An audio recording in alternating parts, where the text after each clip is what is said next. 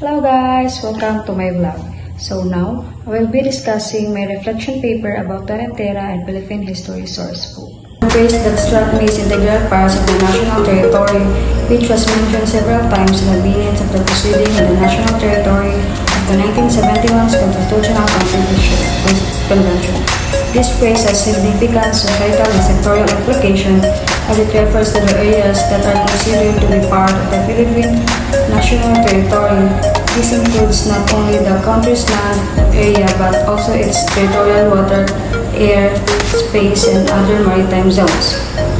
The phrase integral parts of the national territory implies that any threats or encroachments in these areas are considered as threats to the country. Sovereignty and territorial integrity. This has implications for the country's defense and security policies as well as its diplomatic relations with neighboring countries. Furthermore, this phrase also has implications for the country's natural resources and environmental policies. The areas considered as integral parts of the national territory are subject to the country laws and regulations and service stations. One exciting societal issue that has been a major concern not just in the Philippines, but in many parts of the world is the rise of religious extremism and terrorism. This issue has led to conflicts, violence, and a sense of fear and insecurity among people. As a student and a youth, I believe that it is our responsibility to educate ourselves about different cultures and religions, and to challenge stereotypes and discrimination. We should strive to build a society that values diversity, inclusivity, and respect for human rights, regardless of one's religious beliefs.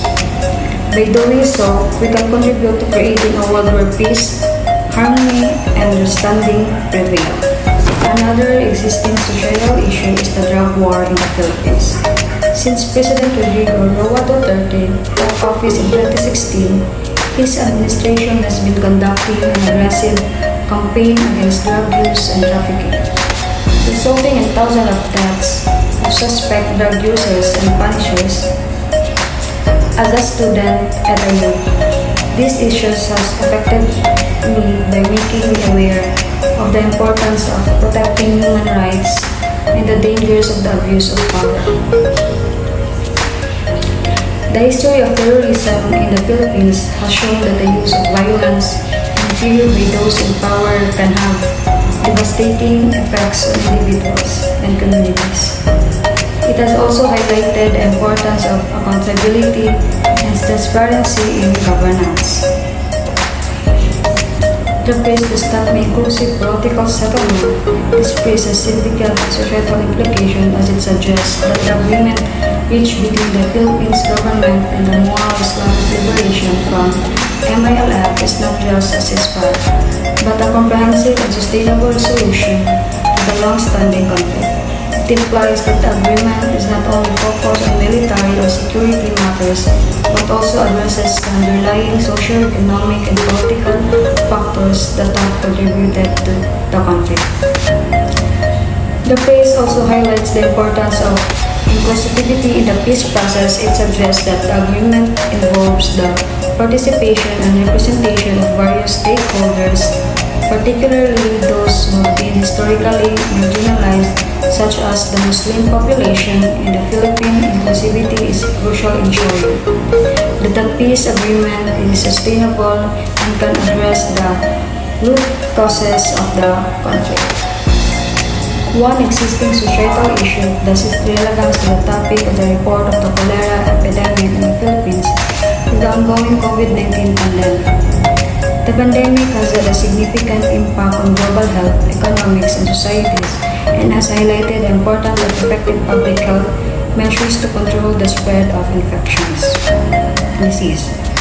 In connecting the COVID-19 pandemic to the cholera epidemic in the Philippines, both outbreaks are characterized by the spread of infectious disease that pose a significant threat to public health.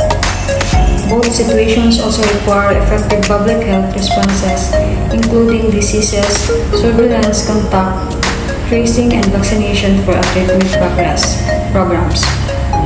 As a student or youth, the COVID-19 pandemic and the cholera epidemic in the Philippines may affect individuals in different ways. For example, the pandemic has disrupted education systems worldwide, with many students having to adapt to online or hybrid learning models. Similarly, the cholera epidemic in the Philippines may have disrupted the lives of affected communities, including schools and other public services. The power of cultural exchange and resilience. This statement has both societal significance since it emphasizes the transforming impacts of cultural interchange as well as the strength that comes from resilience. It highlights the value of diversity and the sharing of ideas, traditions, and practices in the cultural sector. Cultural exchange benefits civilizations by increasing knowledge, promoting tolerance, and celebrating the diversity of cultures. Mental story emphasizes the need of protecting and accepting cultural history, as it contributes to a community's cultural fabric and encourage societal inclusiveness. The statement reflects the potential for collaboration and economic growth that develops from our cultural interchange in the economic sector. The history of Mintal reveals how connections between the Japanese and Filipino people resulted in job possibilities and economic growth. Societies may harness the economic benefits of multiculturalism and create inclusive setting for business to thrive by recognizing and harnessing the talents of many cultures.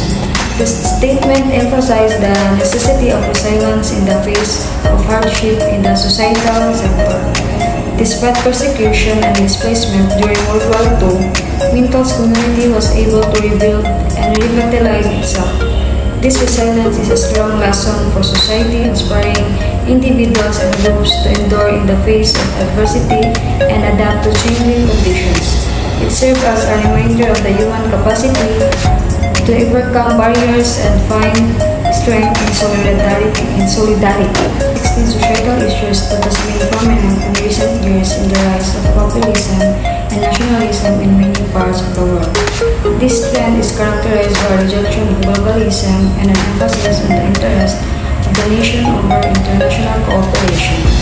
This trend has been linked to the rise of authoritarian leaders, the erosion of democratic institutions, and an increase in xenophobia and intolerance. Connecting this issue to the topics about Ramon Magsaysay and his Rizal Day speech on June 19, 1956, you can see how his leadership and role still have relevance today.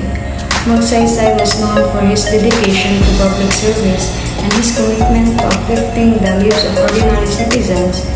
In his Rizal Day speech, he spoke about the importance of national unity and how it can be used as a tool to empower the Filipino people.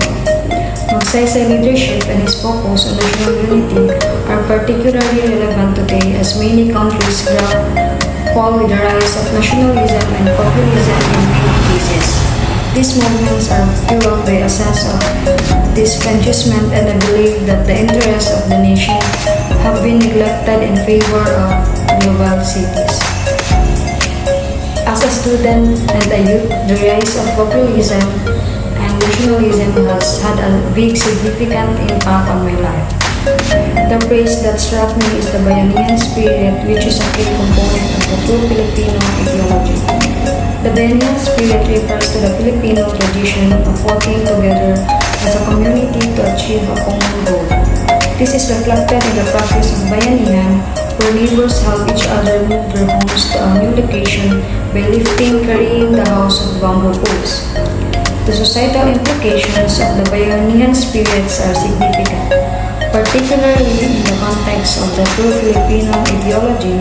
This ideology promotes the idea of putting the interests of the nation above individual interests, and the Bayanihan spirit reflect this by emphasizing the importance of working together as a community for the greater good.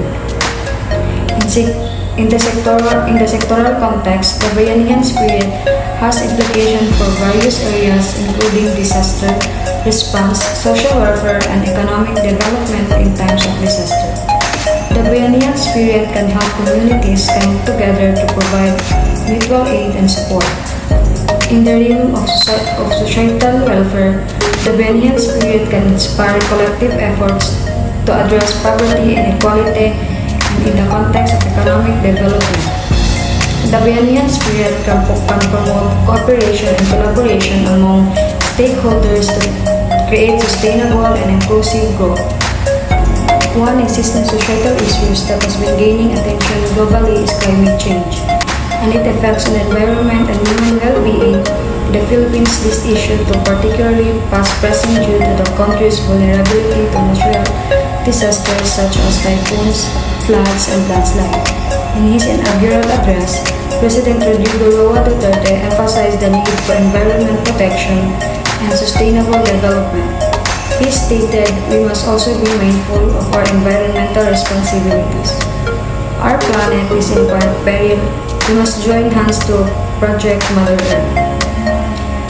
As a student and a youth, this issue of climate change and environmental degradation affects me deeply. I have witnessed firsthand the devastating effects of natural disasters on communities and the environment. Floods and landslides have destroyed homes and infrastructure, while air and water pollution have negative impacts on public health. As a member of the younger generation, I am concerned about the long-term effects of climate change on the planet and our future. I believe that this is our responsibility to take action and make changes in our daily lives to reduce our impact on the environment. Thank you for watching. That will be all, and thank you.